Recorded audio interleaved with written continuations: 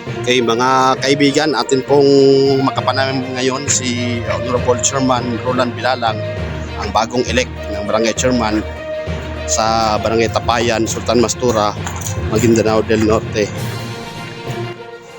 Mga kasama, kaharapon natin ngayon si Honorable Barangay Chairman Roland Siaman Bilalang ng Barangay Tapayan, Sultan Mastura, Maguindanao del Norte. Barangay Chairman Sir, magandang umaga. Kumusta po at tila ata ay kayo po ang nanalo bilang Barangay Chairman ng Barangay Tapayan. Ano po ang inyong unang hakbang sir para sa ating mga residente dito mismo sa nasabing barangay sir? Good morning. Unang-una, magandang umaga sa iyo, kapatid na Bert Lau. Nagpapasalamat ako dahil dumating kayo dito sa office ko, sa TISDA, sa Canto Marquez. So, gamitin ko na itong station nyo na una sa lahat ay nagpapasalamat ako sa mga lahat ng mga supporter ko, pati sa lahat ng bumuto sa akin sa pagiging barangay chairman dito sa Barangay Tapayan. Actually, nung mahalal po ako bilang barangay chairman sa Tapayan, nasabi ko sa sarili ko na sa 4,000 plus na residente ng Barangay Tapayan ay lahat po yun ay bibigyan natin ng serbisyo. Bibigyan natin sila ng serbisyo, kung ano po ang may paglilingkod natin sa kanila ay ibibigay po natin sa lahat ng constituents ng Barangay Tapayan. So marami po akong gustong gawin para ang Barangay Tapayan ay magiging isang developed barangay. So isa po ay yung peace and order natin. So ang peace and order po natin dito sa Barangay Tapayan ay hindi pa po ako nakaupo ay nagkaroon na po na tayo ng mga barangay patrol. Nakikita niyo dyan yung barangay patrol natin na mayroon isang tao na bumigay po sa atin ng barangay patrol para gamitin po yun sa Barangay Tapayan sa katauhan po ni Maulana Abdul Hamid, yung CEO ng TISDA, itong kinatatayuan natin dito. Siya po ang may-ari dito. Siya po ay pinsan ko. At ito po ay kasali sa plataforma namin nung nag-eleksyon kami, nung nagkakampanya kami. Pag manalo po ang Team We Love Tapayan dito sa Barangay Tapayan, ay magkakaroon ng barangay patrol ang Barangay Tapayan na ibibigay po o idudunit po ni Maulana Abdul Hamid. Ito po ay isang conquest na Hilux at 3 multicab na gagawing patrol car. Ngayon po ay ginagamit na ngayon. Nagaservisyo na yung patrol car natin, yung 3 multicab. Lahat po ng mga residente dito sa Barangay Tapayan ay napapakinabangan po nila. Automatic, meron pong isang tawag lang, dumarating ang mga patrol car natin. Kung may na-hospital po, ay automatic na pinupuntahan ng mga driver ng patrol car. Actually, ito po ay magagamit ng mga bipat natin for peace and order. So, hindi pa tayo kasi dito sa Barangay Tapayan, wala pang post yung mga bipat, yung mga bipat dito. Kasi nung maupo ako, ay kumuha po ako ng 50 na bipat na in-apply ko po sa MILC. Supposed to be, sobra na yun.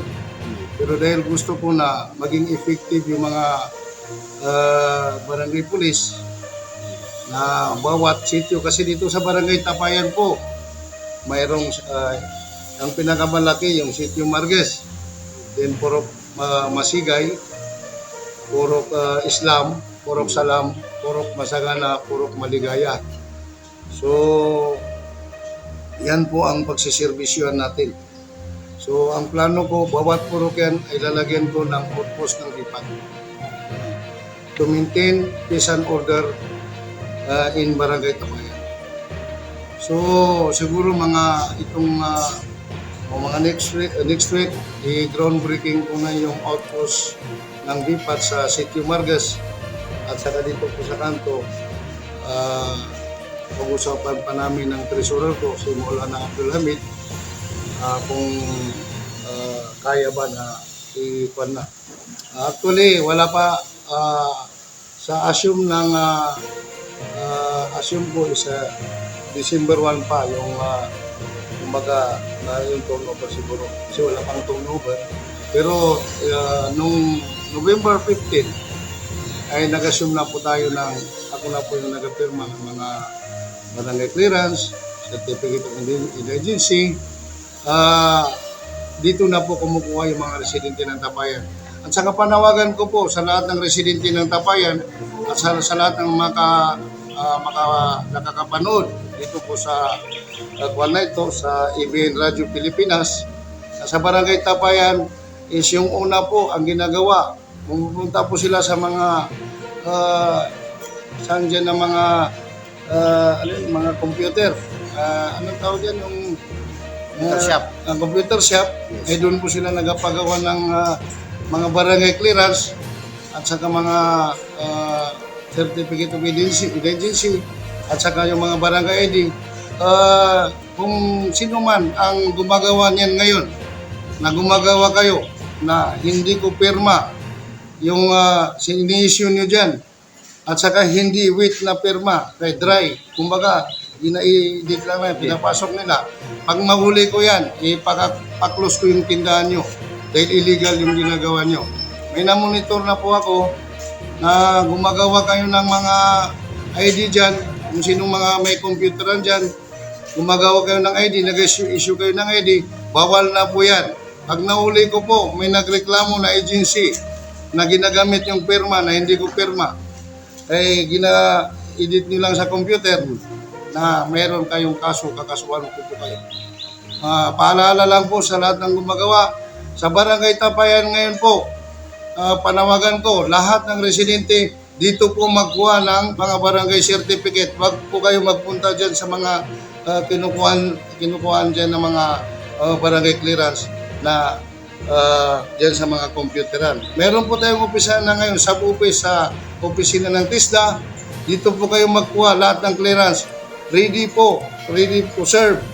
Yung Barangay Tapayan ngayon, meron po tayong mga computer. Meron tayong computer na mag-issue ng mga barangay clearance. At saka, nag-duty po. Meron everyday.